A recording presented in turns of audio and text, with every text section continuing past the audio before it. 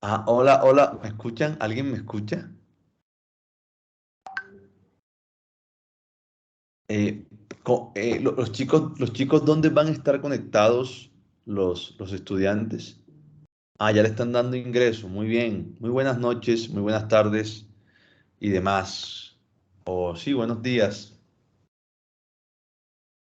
Buenos días, buenos días, buenos días. Muy buenos días a todos. ¿Cómo están, Doc? Un gusto. ¿Cómo estás? Hola, Vanessa, ¿cómo te ha ido? Muy bien, muy contenta de verte de nuevo por acá. También estamos con el staff aquí del equipo comercial, con Jessy Miranda. Los presento. Un buen día para todos. Arrancamos con todo este sábado. Arrancamos con toda, un eclipse solar y con clase de infección del tracto urinario. Bueno, espectacular. Eso suena bien. Una buena combinación. Pues bueno, chicos, encantados. Sigue llegando gente, conectándose. Qué rico que estén con nosotros. Em, Nos encanta que siempre tan fieles aquí a las convocatorias, al Dog Rowdy, que sabemos que todos ustedes también tienen como un gran cariño y admiración hacia él. Y bueno, él hace parte, más que parte que de la familia Mir, y nos encanta este tipo de actividades. Entonces, igual, antes de arrancar, mientras la gente también se sigue conectando, Jessy nos va a dar una intro, Peque, de un mensaje lindo que les queremos dar desde Amir antes de arrancar con todo este sábado académico. Entonces, los dejo con Jessy, un abrazo y bueno, vamos con toda. Les recuerdo que para las preguntitas pueden dejarlas en el chat y al final de esta masterclass, pues podemos ir también resolviéndolas una a una para que también estén como con ese chip. ¿Listo? Un abracito para todos. Hola, buenos días, buen día, gracias, Vane. Sí, efectivamente, antes de arrancar la clase, yo creo que sí es muy importante que muchos de los que están conectados sepan directamente qué es AMIR. Entonces, yo hago como un pequeño resumen de qué es AMIR. Nosotros somos una institución de educación en salud más grande, la más grande del mundo. Llevamos 17 años formando profesionales en salud, tanto en Europa y en América. En Europa estamos en España, en Francia, en Italia, y aquí en Latinoamérica estamos en México, Costa Rica, República Dominicana, Salvador, Honduras, Panamá, Colombia y entre otras. Adicional a esto, pues obviamente darle las gracias al Doc Rowdy por esta charla. Lo ideal es que la aprovechen demasiado. Damos iniciativa a esto porque nosotros no solamente manejamos este tipo de charlas, sino también brindamos otras adicionales. No sé si de pronto algunos participaron en la charla que hubo el día miércoles sobre medicina deportiva, ya que es nuestro nuevo máster. Adicional a eso, pues también brindamos lo que es el curso de preparación para el examen MIR, para el curso acá de Residencias Médicas Colombia, brindamos máster en estética, máster en tricología y demás. Entonces, pues lo ideal es que aprovechen demasiado esta charla, lo que dijo Vane, dudas, inquietudes, lo ideal es que las dejen por medio del chat y aprovechar demasiado este espacio que nos está brindando Raudy el día de hoy. Muchas gracias, Jessy. Adicionalmente nos estaban preguntando si esta charla quedaba grabada. Sí, el equipo Amir la está grabando, entonces no se preocupen, la vamos a colgar en nuestro canal oficial de YouTube, Amir Latam, y también lo anunciaremos en redes sociales cuando ya esté subida la charla para quienes quieran como repetirla o quieran la información, ¿listo? Entonces, sin más preámbulos, Doc Rowdy, bienvenido a esta tu casa, Amir, y bienvenidos a todos. Bueno, Vane, gracias a todas las personas que permitieron esto, que lo hicieron posible, de verdad. Hoy es sabadito, vamos a tener una charlita bien interesante. Me gustaría que estén pendientes de los asistentes que están por ingresar, o sea, estar dándole acceso a todas las personas que estén pendientes de ingresar, ¿les parece? Sí, mi Doc, Para, todo el tiempo ahí para, le vamos a dar admisión a para todos los que entren, poder, para ¿listo? que se puedan conectar. Déjenme abrir la charla. Ya estoy a punto de terminar. Bloquear aquí mi computador, mi tableta, para que pues sea una charla distinta. Seguramente la mayoría son profesionales del área de la salud. Eh, Algunas personas seguramente estarán llegando. ¿Estamos todos? Ok. Ok. Me estoy viendo, se ve en mi pantalla, mi cámara, no sé, pregunto. Te vemos a ti, pero aún no vemos tu pantalla. Los Mi invitados pantalla. nos pueden escribir, pero no Ok, ok. No, ya vemos la cuando tengo, no ya la tengo. muestra. Muy bien. Súper. Sí, me gustaría, Vanessa, una ayuda, digamos, adicional de ustedes, y es que si de alguna otra manera pueden ir copiando las preguntas, porque como no las voy a estar viendo, pues yo hago una pausa y digo, ¿hay alguna pregunta? Y tú me dices, doctor, si tenemos tres preguntas, entonces para que de alguna otra manera las podamos responder, ¿te parece? Listo, mi Doc, aquí estoy súper pendiente de todas sus preguntas y tú nos vas diciendo, Doc, y les vamos dando paso. Perfecto, dame un segundito para dar inicio a esto. Ok, muy bien.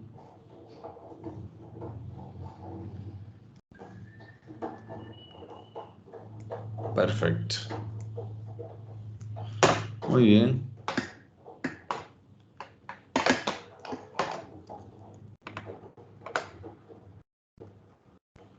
Excelente. Entonces voy a compartir mi pantalla. Pantalla. Perfecto. ¿Me confirman si allí ya tenemos pantalla compartida? Sí, ahí estamos viendo tu pantalla. Perfecto.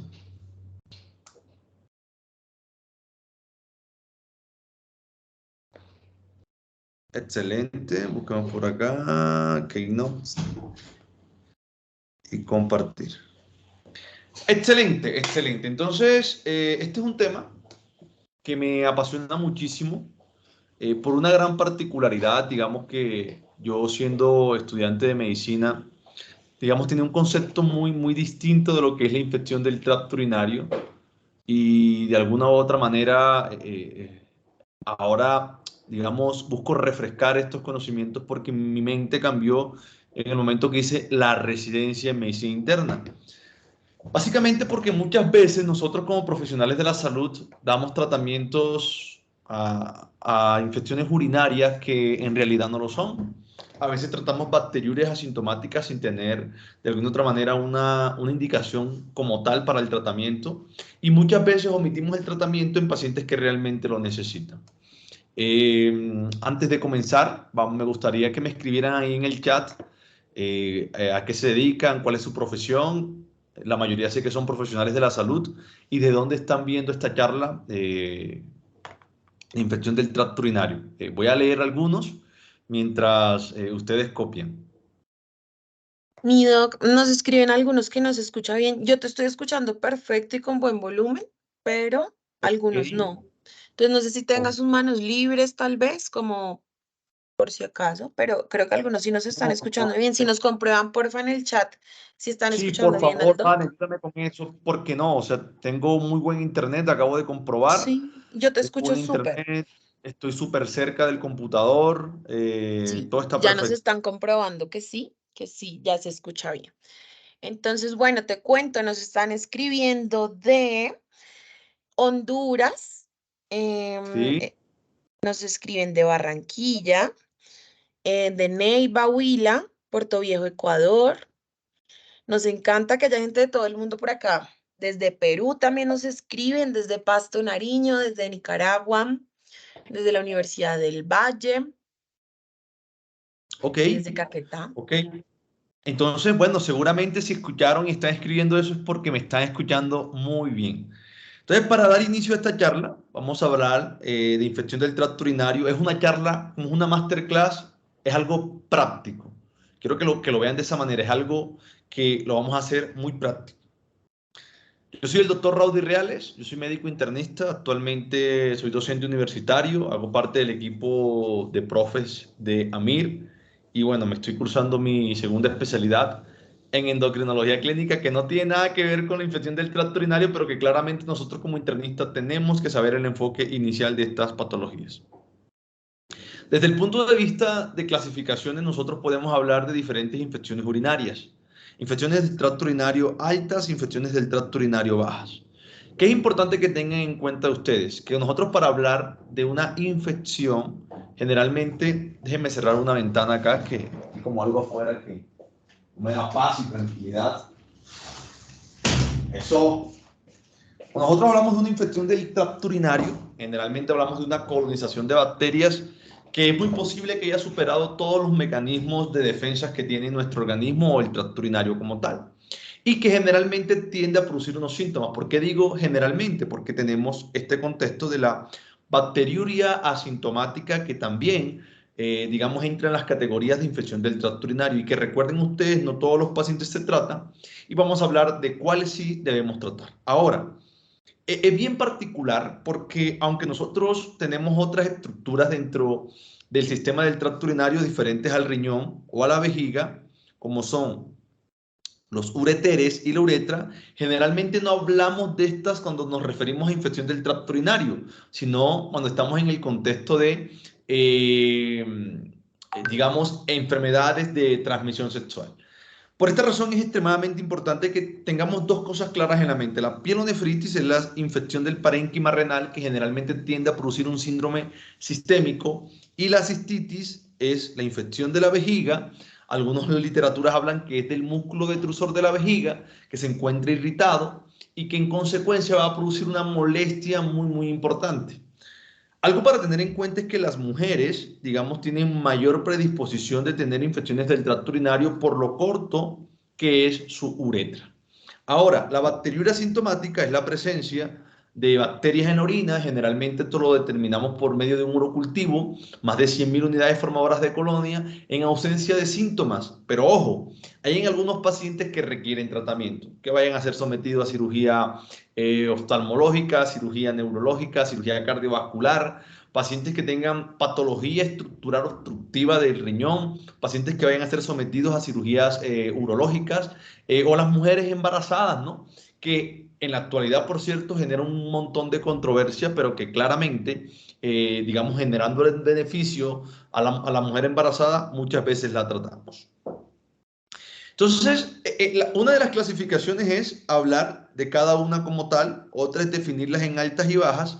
Sin embargo, desde el punto de vista clínico, algo que utilizamos frecuentemente es una infección del tracto urinario complicada y no complicada. Ojo a lo que les voy a decir. Los pacientes que tienen generalmente síntomas o signos sistémicos, estamos frente al contexto de una infección del tracto urinario complicada. Y esto es debido claramente a toda la repercusión que tiende a producir. ¿Cómo así?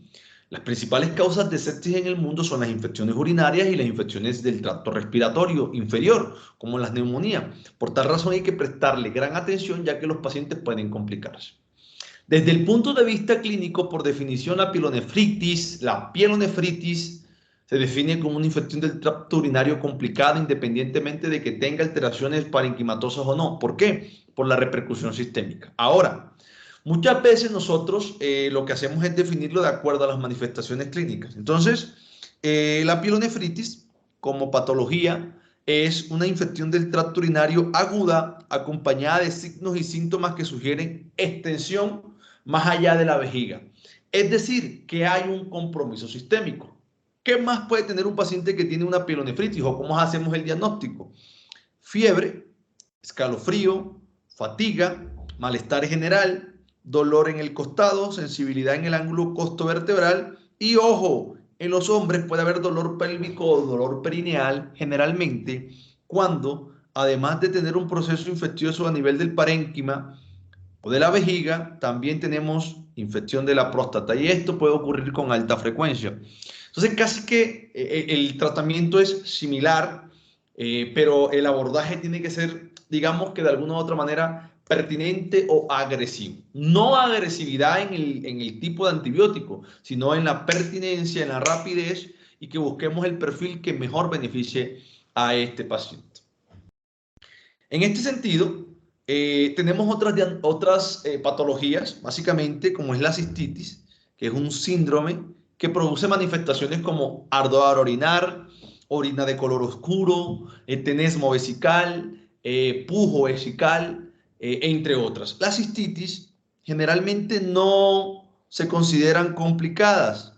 ¿Y esto a qué se debe? A que los síntomas son localizados en esa zona de ardor. Ahora la gente dirá, doctor, pero es que a mí me complica la vida, me molesta. Sí, claramente no estoy diciendo que no sea una entidad que produce una molestia significativa, pero claramente no tiende a complicar generalmente al paciente. Desde el punto de vista clínico, la cistitis sí tiene que producir algo, que la infección puede seguir ascendente y luego infectar los riñones. De la pielonefritis hemos hablado. De la bacteriuria significativa, esto claramente es cuando tenemos más de 100.000 unidades formadoras de colonia, pero esto se ha venido rebatiendo. Incluso algunas literaturas dicen que de acuerdo a diferentes microorganismos, tener más de 10.000 unidades formadoras de colonia en un cultivo bien tomado podría considerarse como una bacteriuria significativa. Entonces, ojo, la pielonefritis como tal se considera una ITU complicada, pero ¿qué es una ITU no complicada? Cuando el tracto urinario es normal desde el punto de vista estructural y neurológico. Y una complicada, miren esto, cuando el tracto urinario tiene anomalías funcionales o estructurales. Pero aquí es importante tener en cuenta lo siguiente. Vamos a suponer que la persona tiene una infección del tracto urinario. Esos son los riñones y la vejiga. Y aquí se encuentra un cálculo que produce una obstrucción y me está llevando a una hidronefrosis. Esto es una entidad significativa que me está además complicando la infección del tracto urinario. ¿Por qué se lo digo? Alguien le hace un urotat y encuentra un pequeño cálculo, un cálculo muy diminuto que no tiene efectos para producir una dilatación del sistema pielocalicial. Esto no lo vamos a considerar porque no es significativa esta alteración estructural. Ahora, la persona tiene alteraciones neurológicas por una neuropatía diabética, por una sección medular, entre otras complicaciones. Este paciente retiene la orina, requiere sondajes permanentes. Aquí la infección del tracto urinario es complicada. Ahora, el paciente tiene una hiperplasia prostática que le obliga a estar permanentemente con sonda. Esto es una infección del tracto urinario complicada. Si no tiene nada de eso, no lo vamos a considerar como complicada. Y otra clasificación que utilizamos es la infección del tracto urinario recidivante, en donde tenemos dos conceptos importantes, recaída y reinfección. ¿Vale? Recaída. La persona tuvo una infección urinaria en junio por una E. coli. Y en agosto le da otra infección de vías urinarias por la misma E. coli, el mismo patrón. Eso es una recaída. Pero si la persona tuvo en julio una E. coli y luego en agosto le dio una Klebsiella, eso se llama reinfección. Entonces te reinfectas por microorganismos distintos, recaes por el mismo microorganismo. Y esto es extremadamente importante porque la recaída, la reinfección, que hacen parte de la recidiva, son distintas a la recurrencia. La recurrencia es 2 infecciones del tracto urinario en 6 meses o 3 en un año. Esto a ti te categoriza como un paciente con una ITU recurrente. Y esto genera factores de riesgo para enfermedades o para la infección por gérmenes multidrogoresistentes, de los cuales vamos a hablar ahorita, cuáles son los factores de riesgos que tenemos que tener en consideración para brindar un tratamiento adecuado y un tratamiento oportuno. Vale, no sé si hay alguna pregunta hasta este punto que me puedas redireccionar. Claro que sí. Nos pregunta Brigitte Suárez, ¿en la recurrente Claro. requiere ser por el mismo microorganismo? La recurrencia no depende del microorganismo. Ya hemos hablado que aquí en este punto hablamos de recidiva, recaída o reinfección. Mismo microorganismo, recaída, diferentes microorganismos, reinfección. Ahora, tú puedes tener recaídas recurrentes o reinfecciones recurrentes. Por ejemplo, en enero te dio E. coli, en julio te dio E. coli y en noviembre te dio E. coli. Eso es una recaída, pero como tuviste 3 episodios en un año, estás recurrente. Ahora puedes tener E. coli en enero, en julio puedes tener Klebsiella y en noviembre puedes tener Pseudomonas. Te reinfectaste, pero aún así eres recurrente. Entonces no depende sino de la frecuencia que aparecen, pero claro que puede ser o recaída o puede ser una reinfección. Muy buena pregunta porque ocurre muy habitualmente. Generalmente los pacientes tienen recaídas porque el tratamiento no se da de manera adecuada, el tiempo adecuado, entre otras. Bien. ¿Alguna otra pregunta, Vane? Súper, mi doc. Gracias. Por ahora no. Chicos, los animamos igual Perfecto. a seguir participando. Ok, entonces continúa. Bueno, Perfecto. mentiras, nos acaba de llegar una preguntita. Doctor, en Dale, mi caso cuéntanos. sufro, nos dice Jesús, doctor, en mi caso sufro de cistitis, sobre todo me da más cuando la temperatura está alta. El síntoma que más me da es una fogata en la planta de los pies. Ok, eso no tiene nada que ver. La cistitis no tiene nada que ver con síntomas en los pies. Eh, es importante tenerlo en cuenta que podría ser alguna otra cosa. No sé si eres diabético, no conozco las condiciones per se que tú tienes. En los hombres es poco habitual que tengan cistitis y recuerden que no todas las cistitis son por procesos infecciosos. Muy bien. Entonces, desde el punto de vista microbiológico, ¿qué es importante tener presente? Que tenemos diferentes microorganismos que pueden desencadenar infección del tracto urinario, pero la más habitual es la Escherichia coli, un germen gram negativos que tiene la facilidad por sus características, por su fimbria de ocupar el sistema genitourinario. Ahora, no es la única, los pacientes pueden tener Klebsiella, Proteus, Pseudomonas, Enterococos e incluso Estafilococos meticilino sensible o resistente. ¿Qué es importante tener en cuenta? Miren este concepto que está aquí en negrita. A esto si quieren le pueden tomar captura porque les puede ser útil en algún momento. ¿Cuándo sospechar que una infección del tracto urinario es por un gran negativo resistente a múltiples fármacos? Entonces, número uno, que a este paciente previamente le hayan aislado un microorganismo resistente. Número dos, que el paciente haya tenido hospitalización en un centro de atención médica, hospital, hogar geriátrico, unidad de cuidados intensivos.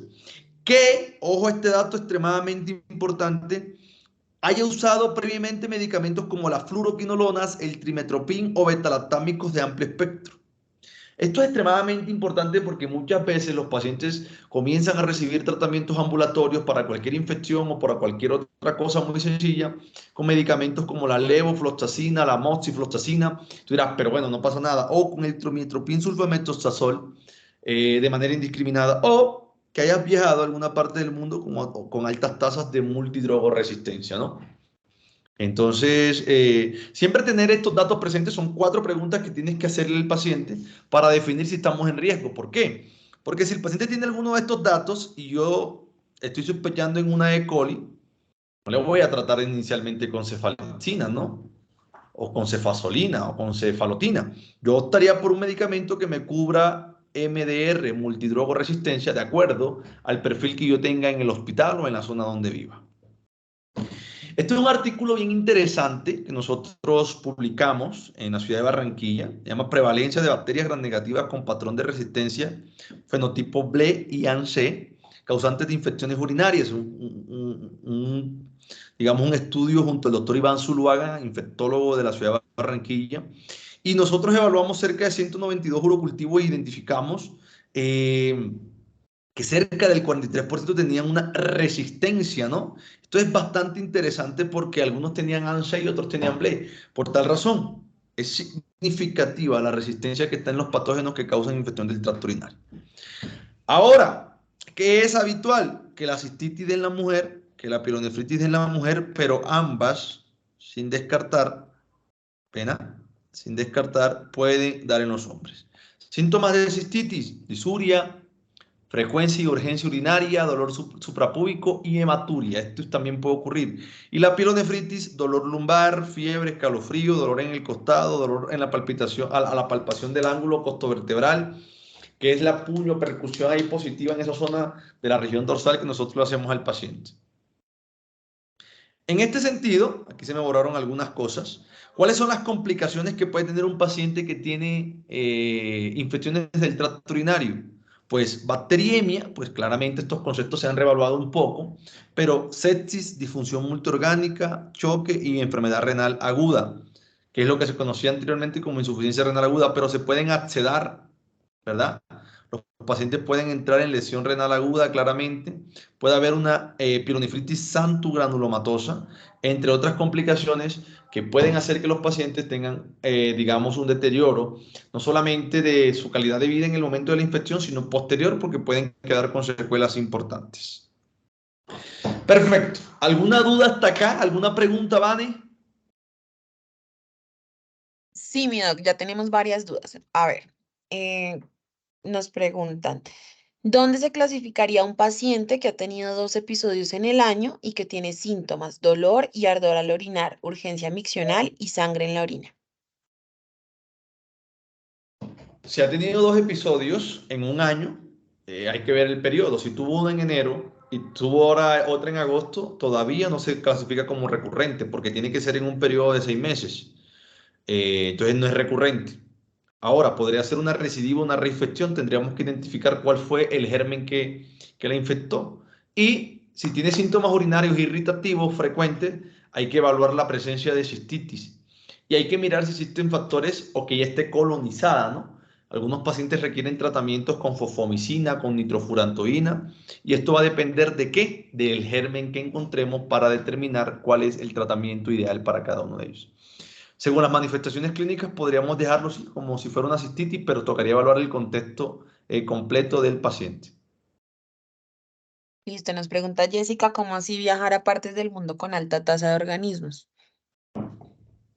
Ok, esa pregunta es bien interesante. Por ejemplo, hay regiones del mundo en donde ustedes saben que generalmente estas infecciones son adquiridas en la comunidad. Hay muchas infecciones que se adquieren dentro del hospital. Por ejemplo, la microbiología del hospital de Kennedy, por ejemplo, porque el nombre es diferente a la microbiología de la clínica Shayo. Proponerles un par de ejemplos por el factor socioeconómico, por el uso racional de los antibióticos, entre otros factores. En este sentido, también los países determinan esto. No es lo mismo, por ejemplo, adquirir una Klebsiella en Nueva Delhi. Incluso hay un patrón de resistencia que se llama así Nueva Delhi en la India, que adquirirlo en, no sé, quizás en Suiza o en Suecia. Eso parece controversial, pero se ha demostrado que el lugar donde te encuentres o el sitio donde estés puede aumentar el riesgo de que el germen que hayas adquirido sea un germen resistente. Entonces, a eso me refiero como viajar a lugares que de alguna otra manera aumenten el riesgo de resistencia antimicrobiana.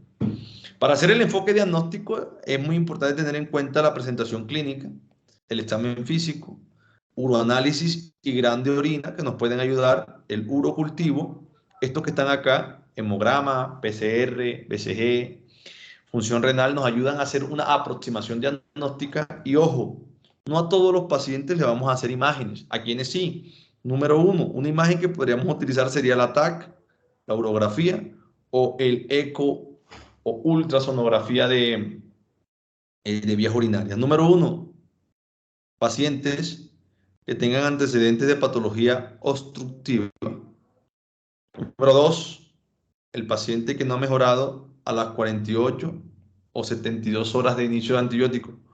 Número tres, paciente que se deteriora. El paciente viene con buena evolución y comienza un deterioro clínico importante.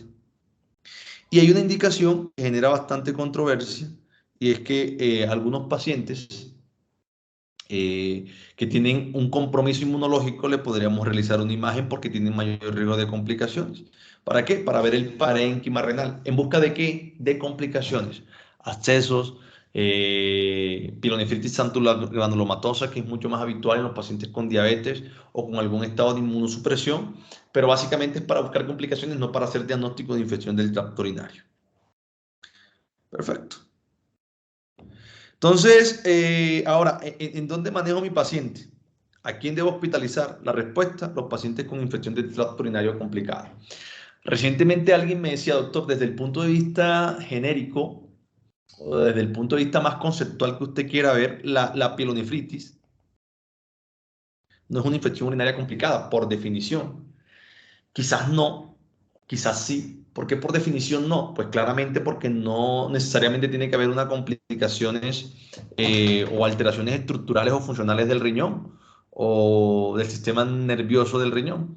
En este sentido es real, pero digamos todo el contexto sistémico que origina es mejor manejarlo dentro de un hospital y por eso se considera complicada. Un paciente con fiebre, dolor lumbar, yo no lo mandaría a la casa si estoy seguro que es una pielonefritis.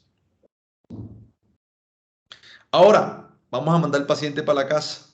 Doctor, deme opciones terapéuticas, como aquí vemos profesionales de la salud, para lo cual fue diseñada esta charla. Cistitis es una infección no complicada. Un tratamiento ideal podría ser nitrofurantoína, tabletas de 100 miligramos vía oral cada 6 horas por 5 días, suficiente. O una opción más sencilla, pero más costosa, es la fosfomicina, monuril, sobre de 3 gramos disuelto en agua, dosis única. Esto sería para una cistitis en la casa. Ojo, cistitis no es igual a infección, mujeres, hombres. Cistitis es inflamación. Muchas mujeres tienen cistitis después del coito. Si tomas esto no estás haciendo nada, pero además te estás gastando un antibiótico que podría servirte en algún momento. Ahora, si yo quiero manejar al paciente dentro del hospital y estoy frente a una infección del tracto urinario sin factores de riesgo para un germen multidrogoresistente, como lo tenemos acá, entonces yo podría utilizar diferentes opciones. Por ejemplo, cefalosporina de primera generación, cefazolina, 2 gramos IV cada 8 horas de 7 a 10 días, o cefalotina, 1 gramo cada 6 horas IV cada 6 horas por 7 a 10 días. Esto no es una de primera generación, recuerden ustedes que este es de tercera generación. Tiene una gran particularidad, por ejemplo, en pacientes que tienen insuficiencia cardíaca, que tienen daño hepático o que tienen, digamos, enfermedad renal, que en consecuencia retienen líquidos. Miren, esto es una sola dosis de antibiótico al día. Aquí son 3 dosis y aquí son 4 dosis, lo cual aumenta el aporte de líquido que le voy a dar a mi paciente. En consecuencia, prefiero quedarme con la monodosis en algunos contextos. En este sentido es fundamental que tengamos presente que el abordaje hay que hacerlo completo. No es que el paciente tiene 3 días de antibiótico y se siente bien. Termínele los 7 días por lo menos para estar seguro de que erradicamos el proceso infeccioso. Ahora, hay pacientes que dentro del hospital tienen factores de riesgo para gérmenes tipo BLE. ¿Qué es un BLE? Es una beta-lactamasa de espectro extendido. Es un patrón de resistencia microbiana. Esto permite que las bacterias generen diferentes enzimas, que son las beta-lactamasas, que degradan beta-lactámicos. Entonces, ¿qué paciente nosotros consideramos aquí? El que haya usado previamente un beta-lactámico, son montones y la gente toma muchos antibióticos, las penicilinas, las cefalosporinas. He utilizado quinolonas o piperacilinato Bactam. Ojo, el tiempo en los últimos 3 meses. No, doctor, yo tomé amoxicilina porque me dio una otitis hace tanto tiempo. Venga, usted tiene riesgo de germen multidrogoresistente tipo BLE, que el paciente tenga enfermedad renal crónica y que se encuentre en hemodiálisis, que tenga una enfermedad prostática importante, hiperplasia prostática grado 2 o grado 3, más de 3 episodios en el último año, lo que le decía, una infección del tracto urinario recurrente. Paciente que se encuentre en cuidado institucional permanente, un hogar geriátrico, aquellos que usan sonda vesical o en pacientes con hospitalizaciones recientes, que previamente hayan estado hospitalizados. Si yo conozco muy bien el patrón de resistencia de ese hospital, porque el paciente estuvo allí, yo soy el infectólogo o el médico internista, es posible que pueda descifrar o que este factor no sea totalmente determinante. El tratamiento en este caso, podríamos optar por ertapenem, 1 gramo IV cada 24 horas de 7 a 10 días. Ahora, no es el único factor de resistencia, ni el único factor determinante. Muchas veces podemos tener enterococos, ¿no? Y el enterococos tiene una particularidad y es que es extremadamente sensible a la ampicilina y lo acompañamos con gentamicina. ¿Qué factores nos hacen pensar de que el paciente no tiene una E. coli, no tiene una Klebsiella, no tiene un Proteus? Claramente, que tenga más de 65 años, que tenga una hospitalización reciente, una uropatía obstructiva, usuario permanente de sonda o que recientemente haya tenido una infección del tracto urinario. ¿Por qué esto es importante tenerlo presente? El enterococo también va a responder a el ertapenem. Sin embargo, pues claramente nosotros si estamos frente a una alta sospecha de enterococo, reservamos el ertapenem, que es un carbapenémico y pues claramente el espectro es mucho mayor. Y hay factores de riesgo para un germen que nosotros de alguna otra manera le hemos dado mucha importancia, que es la Pseudomonas aeruginosa. Esta Pseudomonas aeruginosa lo podemos tratar con medicamentos que traten directamente la Pseudomonas, como la piperacilina tazobactam, el cefepime, el meropenem, entre otros.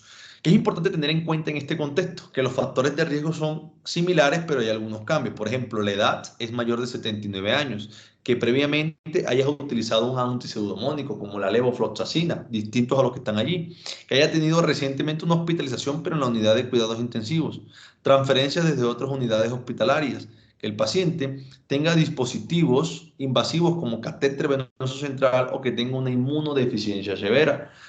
Independientemente de la causa, podría ser asociado a un virus de inmunodeficiencia humano o a una inmunodeficiencia celular. Estos pacientes nosotros podemos optar por 2 terapias que son el cefepime, 2 gramos IV cada 8 horas, o el pictazo o piperacilina tazobactam, 4.5 gramos cada 6 horas por 7 a 10 días. Muchísimas gracias. Muy bien, quiero saber si hay preguntas. Sí, mi doc, tenemos varias. Entonces, Cuénteme, cuénteme. ¿cuándo es necesario hacer una rotación de antibiótico en una ITU? Bueno, hay una cosa bien interesante y es que generalmente nosotros cuando tenemos un paciente con una infección del tracto urinario, el tratamiento inicial es un tratamiento empírico, ¿no? ¿Qué quiere decir? Que el paciente llega, yo le coloco el antibiótico, pero tengo que esperar de 48 a 72 horas que salga el antibiograma.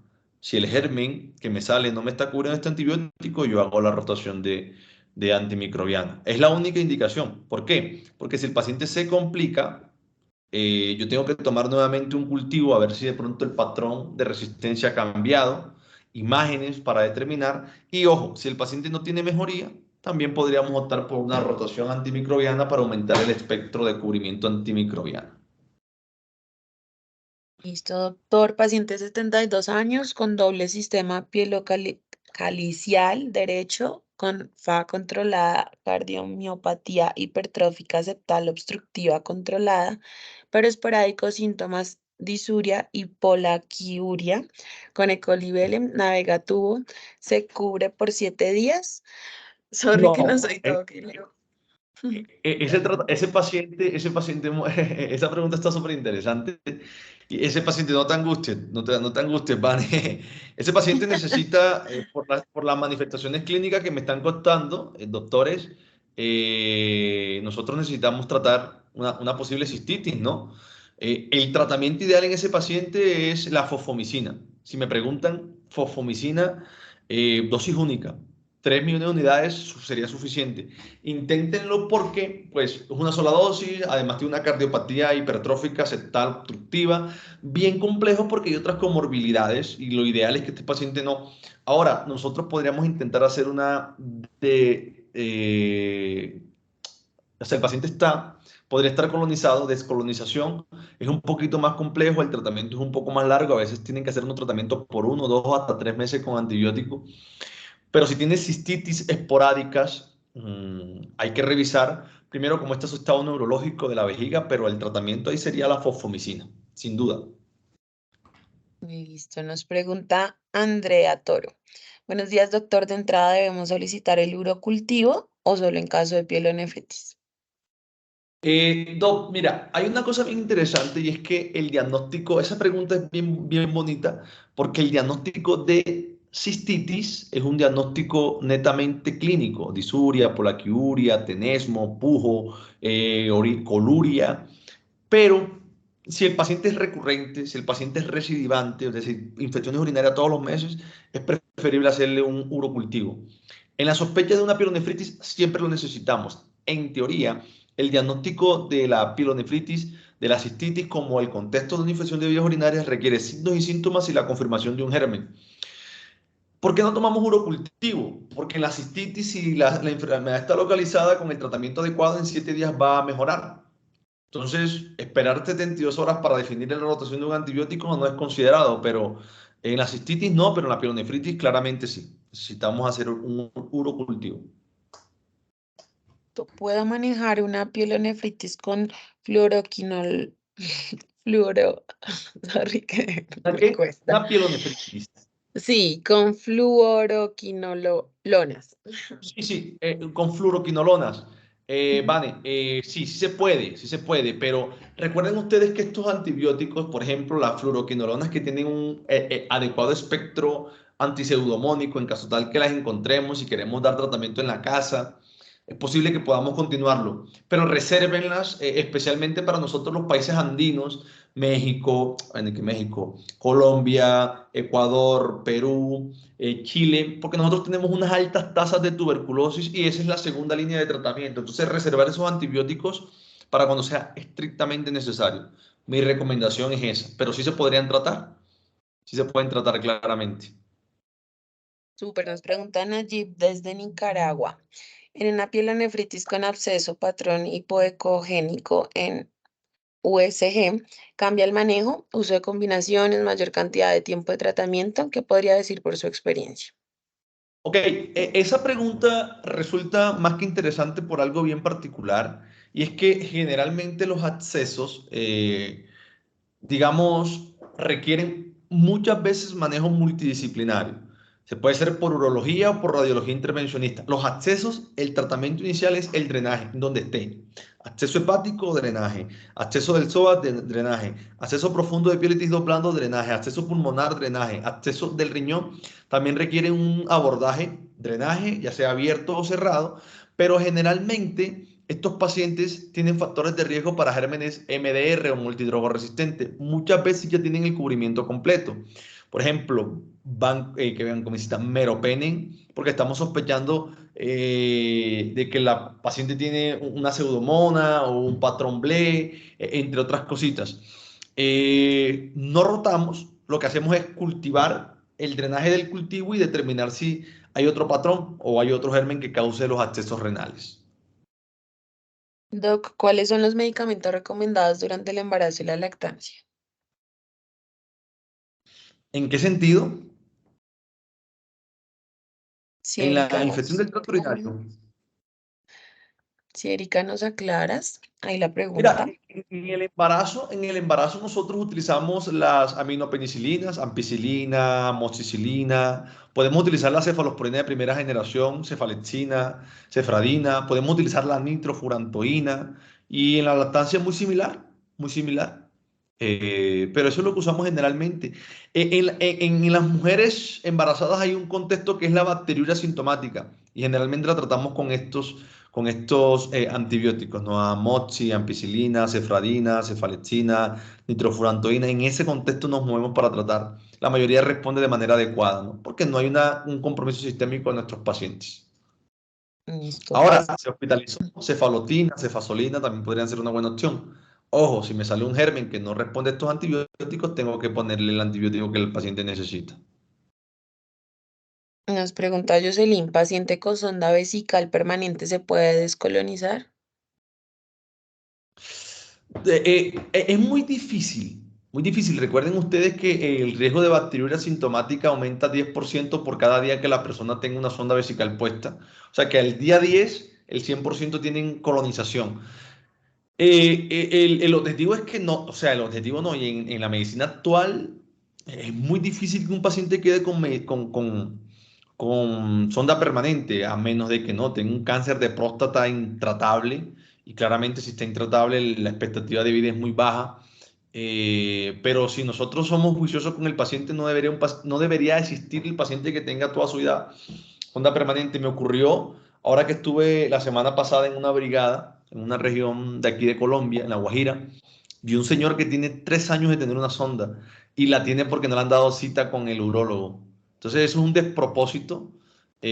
Posiblemente este paciente esté siendo estrechez ureteral. Es bien complejo todo, pero pues si se puede descolonizar, pero le vas a volver a poner la sonda, difícil. Muy, muy difícil, honestamente.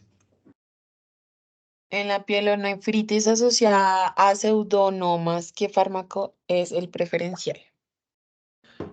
Como lo dije, tenemos dos grandes opciones, el cefepime o podemos utilizar la piperacilina tazobactam. Serían las indicaciones precisas para estos casos en particulares, Vanessa. La pregunta es bien, bien chévere porque es muy habitual encontrar esa infección. Listo. Nos dice Giovanni, en el caso de una pielonefritis de manejo ambulatorio, ¿se debería solicitar un urocultivo posteriormente y a los cuántos días? Los urocultivos controles se hicieron por mucho tiempo, eso no tiene ninguna utilidad a menos de que la paciente esté embarazada. Doc, si tienes una pielonefritis diagnosticada con urocultivo, porque el paciente tiene fiebre, dolor lumbar y demás, muy difícil que lo trates de manera ambulatoria, a menos que le hagas hospitalización en casa, ¿no?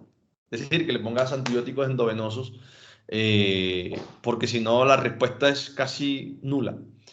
Pero no requiere el control de urocultivo posterior ni 10, ni 15, ni 7, ni ningún día. Si el paciente mejoró, ya no le pides urocultivo, porque te puede salir una bacteria y luego te complicas. Entonces, no necesitas nada de ello. Si la clínica ha desaparecido completamente. Nos pregunta Mafe, ¿qué puede indicar una hemoglobinuria en un paciente uroanálisis en una paciente de 26 años, aclarando que no está en su periodo menstrual? Ok, bueno, no viene el tema, La presencia de hemoglobina en la sangre puede indicar mil cosas. En realidad, un daño del glomérulo, ¿no? Se están filtrando proteínas de gran peso molecular. Entonces, revisar una creatinina, revisar un boom y mirar a ver qué otro se hace. Pero bueno, nada, eso es lo que podría indicar una glomerulopatía. Pero no, no tiene nada que ver con las infecciones urinarias. Listo, Doc. Tengo una paciente que tiene itus a repetición. El cultivo siempre es siempre negativo, pero el uroanálisis siempre patológico y no mejora.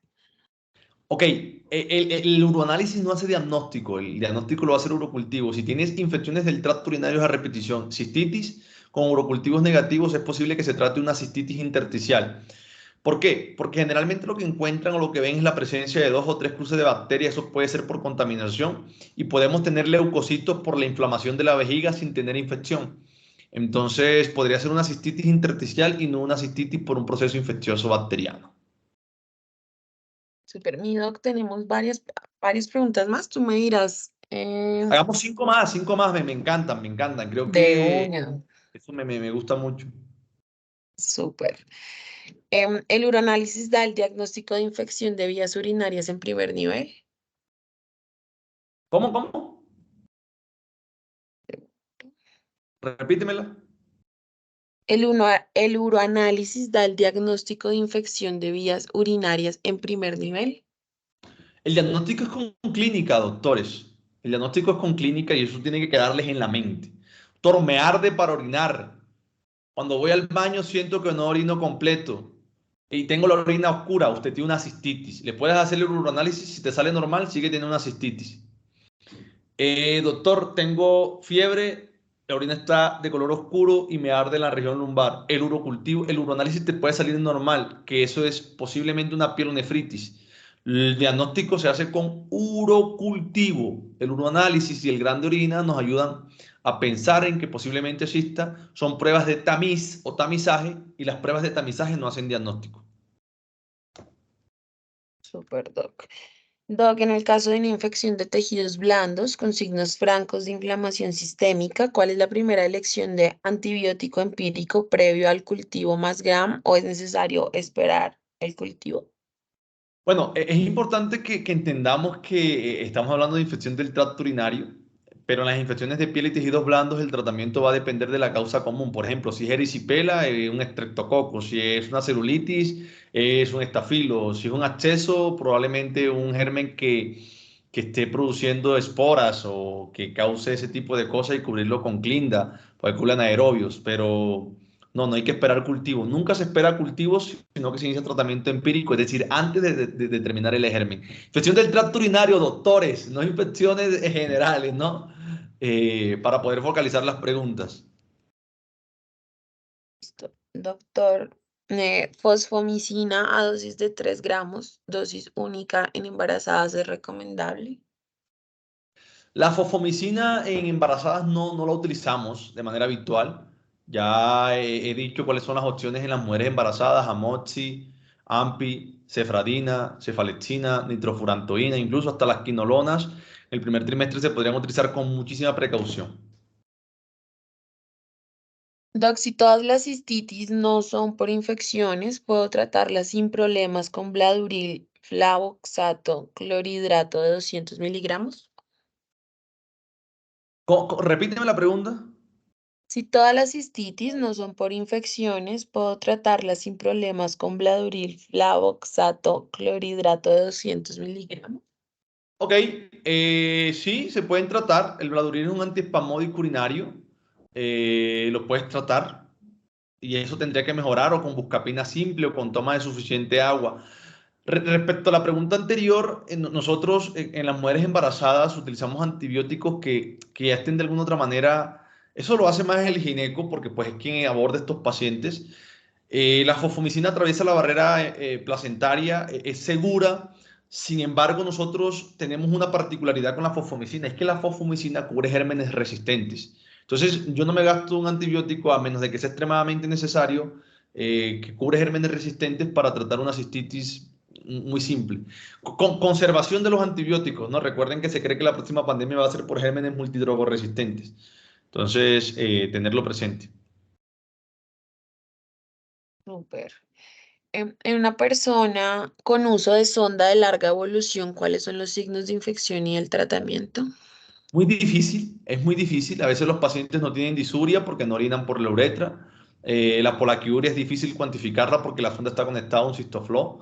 El tenesmo tampoco. Es muy difícil. Generalmente el paciente cuando va por una infección del tracto urinario que tiene una sonda es por una pielonefritis, ¿no? O a veces botan hasta el sedimento o en algunos casos pus por la orina. O que la orina se ponga extremadamente turbia y comience a ponerse él con fiebre. Pero es muy difícil, los síntomas de cistitis o los síntomas bajos, que son los más molestos, es muy difícil identificarlos. Listo. Nos pregunta Diego, en cuanto a la bacteriuria significativa, usted mencionaba que en las literaturas nos dice que dependiendo del microorganismo, con tan solo 10.000 unidades formadoras de colonias, ya es significativa. ¿Qué ¿Sí? microorganismos pueden ser y cómo se tratan? Ok. Muy buena pregunta. Yo pensé que nadie se había dado cuenta de eso, pero es extremadamente interesante. Ayer estuve revisando un artículo, eso lo habíamos hablado con el doctor Dino, que es mi profe, gérmenes que tengan alta tasa de resistencia. Por ejemplo, una pseudomona podría considerarse, o gérmenes no comunes. Por ejemplo, tú no puedes encontrar un estafilo en la vía urinaria. Entonces, un estafilo con 10.000 unidades de colonia en un urocultivo bien tomado se considera. Por mucho tiempo hablamos incluso de la forma en cómo se tomaba, ¿no? Punción suprapúbica, sonda vesical, toma directa y demás. Pero microorganismos resistentes o microorganismos no habituales en la vía urinaria. Eso es más de 10.000, tú dices, ya aquí tengo una bacteriuria significativa. Buena pregunta, me encantó. Ok. Súper, Diego. Listo, Ana nos pregunta, ¿cómo se define la multidrogoresistencia en la E. coli? En realidad, cuando nosotros hablamos de gérmenes MDR, en algún tiempo, esto ha cambiado mucho y recientemente, incluso en nuestro canal, con el templo de Osler, con 3 internistas y un infectólogo muy reconocido de la ciudad de Bogotá, hablamos de eso. Es muy difícil definir que un número de antibióticos te definan una multidrogoresistencia, porque los mecanismos son muy variables. Por ejemplo, hablar de BLE no es un tipo de bacteria, no hablar de BLE es de un grupo de enzimas que se producen o de ANSE. Digamos que en la actualidad nosotros tenemos microorganismos que se comportan de una manera distinta como lo hacían anteriormente. En la E. coli en particular podemos tener dos patrones habituales. Uno es el BLE, en realidad tres. Otro es el ANSE y otro es la sobreexpresión de ANSE que se comportan como BLE. Es decir, que degradan incluso ceftriaxona y astrionán. En este sentido, definirlo por el número antibiótico no, sino de acuerdo al patrón que nos dé el urocultivo. No quiero tampoco entrar a profundizar de eso. No soy experto en antibiogramas ni en el uso de antibióticos, lo digo honestamente, eso es una especialidad distinta que es la infectología, pero es cada día más habitual encontrar E. coli multidrogoresistencia o con multiresistencia.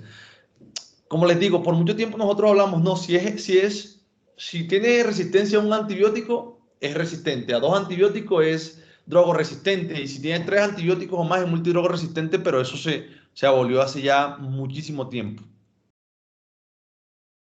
Listo. Mm, mm, mm, mm. Los pacientes con incontinencia urinaria y tiene IBU recurrente, ¿cómo se puede tratar?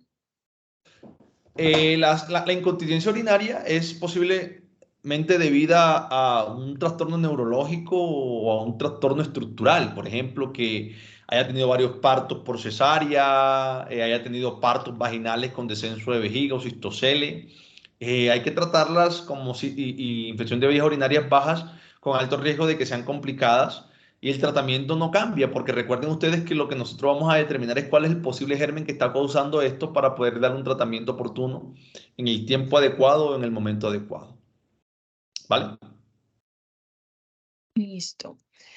Aquí nos dice María Fernanda, yo comencé primero con ardor al orinar, esto me inició después de relación sexual, parece entonces ciprofloxacino, esto ya hace 8 años, pero de esto he tenido urocultivo y no me sale nada. Esto me pasa como cistitis recurrente, ya que por esto mi bebé nació prematuro. ¿Qué me recomienda? Te recomiendo que consultes con un urólogo, con un internista o con un infectólogo para evaluar realmente cuál es la causa de tu sintomatología, Mafe. Es posible que no sea una infección, porque los urocultivos te han salido negativos, sino que se trata de alguna otra cosa y hay que evaluarte bien, no, no solamente darte antibióticos por darte antibióticos. Esa sería mi recomendación puntual, Vane. Bueno, yo creo que debemos dejar hasta allí, ya una horita hablando Ujú. con estos chicos súper interesantes. Chévere. Entonces, Vane, muchas gracias. No sé si tengan alguna información para los doctores que están conectados y demás. Mi doc, muchísimas gracias. Sí, estamos todavía en inscripciones abiertas para hacer la residencia médica en España, curso MIR 2025. Es la época perfecta para inscripciones. También acabamos de abrir nuestro máster para todos los interesados en medicina deportiva, que está creciendo increíblemente y ha tenido una acogida enorme. Vamos a tener como tutor al médico de la selección Colombia. Entonces va a estar súper interesante. También tenemos abierto recientemente nuestro máster de urgencias y emergencias. Y bueno, nada, para las personas que nos acompañan de Perú, hoy también tenemos una actividad muy especial con el Colegio Médico del Perú. Entonces, para que se pasen por ahí por nuestro perfil en redes sociales, esta clase igual quedó grabada, les estaremos anunciando en el perfil de Amir Suramérica, especialmente cuando ya que de su vida. Muchísimas gracias a todos por su participación. Manténganse muy al tanto también de unos próximos diplomados internacionales que estaremos por anunciarles, que incluyen varias de las cosas que hoy justamente estuvimos hablando, desde infecciosas, también el tema urinario y demás. Entonces, nada, todas las preguntas también que tengan extras se las haremos llegar al doc en caso tal que nos escriban por redes sociales. Muchísimas gracias por su participación y a Doc, a ti, como siempre, muchísimas gracias por tu cariño y hacer Vale, parte de esta gran familia mía. vale, mi Vane, un fuerte abrazo, bendiciones. Bye bye. Un abrazo para todos. Mil gracias, bye.